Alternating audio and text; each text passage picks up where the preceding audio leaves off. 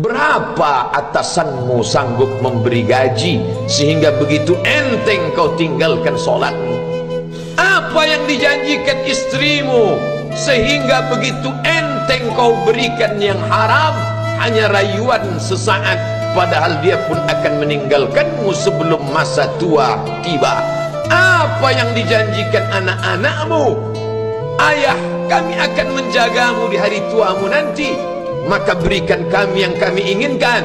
Belikan kami rumah yang besar, belikan kami kendaraan yang mewah. Nanti setelah hari tua kami akan menjagamu, kata mereka. Tapi setelah kita tua, dosa-dosa begitu banyak terkumpul, mereka pun meninggalkan kita di panti jompo yang penuh dengan kesunyian, hening, sepi. Suara cucu tak terdengar menangis, karena mereka pun malu mengakui kita sebagai orang tua. Suapkanlah yang haram ke mulut mereka, berikanlah yang batil ke dalam perut mereka. Itu hanya akan menjadi azab di dunia sebelum hari kiamat tiba. Ish masyikta, hiduplah sesuka hatimu.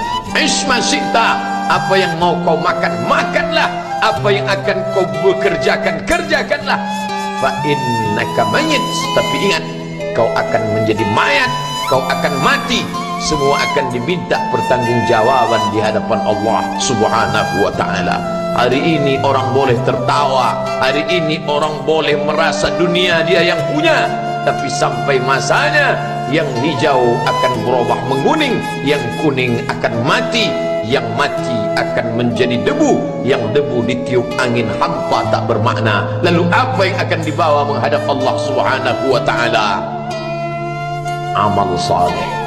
Kalau pernahlah mulut itu membaca sepotong dua potong ayat sebelum berangkat bekerja, kalau sempatlah masuk ke kamar mandi mengambil air wudhu, solat sunat duha sebelum berangkat bekerja, kalau sempatlah ketika duduk dalam suasana santai membuka iPad lalu dibuka Quran digital sambil melihat beberapa ayat merenungkan maknanya mengingat mati, kalau sempatlah mulut mengucapkan subhanallah wa bihamdihi subhanallahil azim, kalau sempatlah anak istri dibawa ke masjid iktikaf mendengarkan pengajian, kalau sempatlah beberapa persen dari pendapatan itu dilimpahkan ke rumah anak yatim panti jompo masjid, kalau sempatlah beberapa meter tanah dibeli untuk pembebasan mendirikan rumah Allah, kalau sempat memberikan beberapa karpet untuk rumah yang selalu ditinggalkan, kalau sempatlah membelikan beberapa kilo beras untuk yatim piatu dan panti jompo, itu yang akan menolong di hadapan Allah. Adapun rumah besar dengan beberapa semen, dengan beberapa busi yang banyak, semua akan menjadi tinggal kenangan. Mereka akan menjual, membagi-baginya.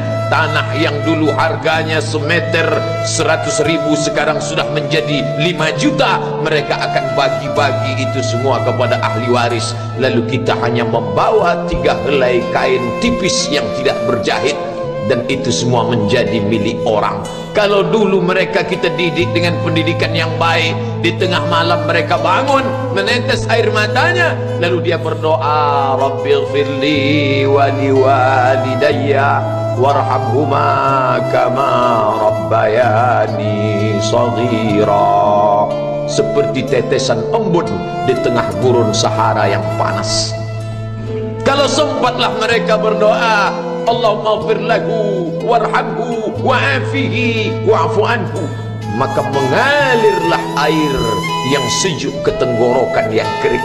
Kalau sempatlah mereka membeli makanan, diundangnya anak yatim, diusapnya kepala, ya Allah, terimalah sedekahku ini untuk almarhum ayahku, almarhumah bundaku. Aku tak dapat membalas budi baik mereka, ya Allah, mereka sudah mendahului aku.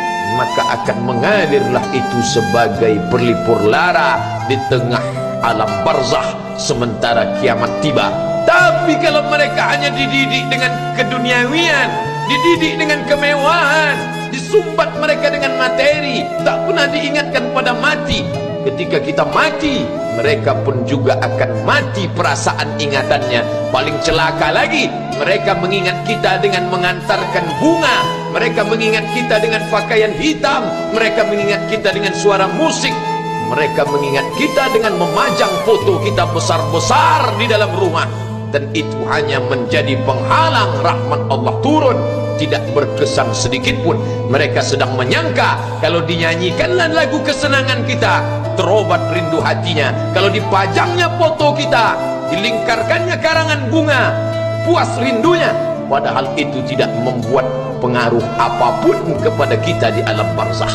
Maka sayang, buatlah sayang yang mengingatkan sesudah mati. Kalau rindu, buatlah kerinduan yang membuat dia akan tetap mengalir sebagai satu amal sesudah kematian. Idza matal insan, kalau manusia mati, inqata'a, dulu rajin membaca Quran, berhenti. Dulu rajin salat tahajud, berhenti. Dulu rajin menghatamkan segala yang baik-baik, berhenti. Tapi ada yang tetap mengalir. Di antara yang mengalir itu adalah sedekatun jariyah. Sempat membelikan beberapa bungkus nasi, nampak orang tua di panti jompo menyuap nasi itu, menggeletar tangan mereka karena usia lanjut, menetes air mata. Kita bukan sedang melihat orang tua, kita bukan sedang melihat orang lain. Saat itu kita sedang melihat potret diri kita 30 tahun yang akan datang. Di mana aku 30 tahun akan datang? Surga, kenikmatan yang luar biasa, tapi dia tidak akan dimasuki oleh orang yang biasa-biasa. Solat biasa, baca Quran biasa, zikir biasa, untuk mendapatkan yang luar biasa, maka itu bukan perimbangan ibadah yang fair. Hanya dengan solat wajib biasa, hanya dengan baca Quran biasa, hanya dengan zikir biasa, hanya dengan sedekah biasa, berharap akan masuk ke dalam surga yang luar biasa, maka sungguh bukan suatu perimbangan.